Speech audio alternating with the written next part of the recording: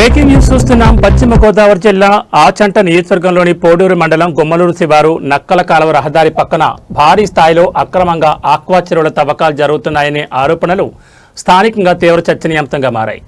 ఎలాంటి అనుమతులు లేకుండానే భూగర్భ మట్టిని భారీ యంత్రాలతో తవ్విస్తూ బయటకు తీసిన మట్టిని లారీల ద్వారా తరలించి దళారులు సొమ్ము చేసుకుంటున్నారనే విమర్శలు వినిపిస్తున్నాయి. గ్రామస్తులు ప్రశ్నించినా ఏదైనా చేసుకోండి, మమ్మల్ని ఎవరూ ఏమీ చేయలేరన్న ధీమాతో అక్రమ చెరువు తవ్వకందారులు వ్యవహరిస్తున్నారని ఆరోపణలు వ్యక్తమవుతున్నాయి. ఆక్వా చెరువుల ఏర్పాటుకు గ్రామ పంచాయతీ అనుమతులు అవసరం లేకపోయినా భూమి తవ్వకాల కోసం తప్పనిసరిగా మైనింగ్ శాఖ అనుమతులు ఉండాల్సి ఉండగా అలాంటి అనుమతులు లేకుండానే పనులు జరుగుతున్నాయని అనుమానాలు వ్యక్తమవుతున్నాయి.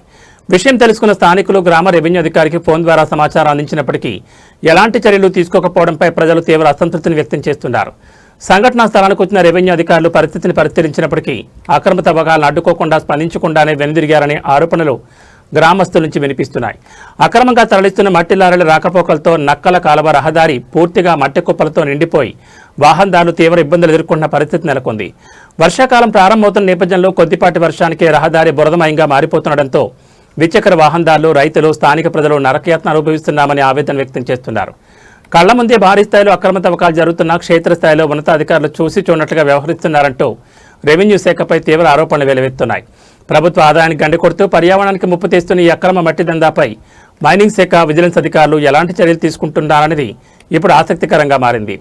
నక్కల కాలువ ప్రాంతంలో కొనసాగుతున్న ఈ అక్రమ తవ్వకాల వ్యవహారంపై జిల్లా యంత్రాంగం స్పందించి కఠిన చర్యలు తీసుకోవాలని స్థానిక ప్రజలు, వాహనదారులు, రైతులు డిమాండ్ చేస్తున్నారు.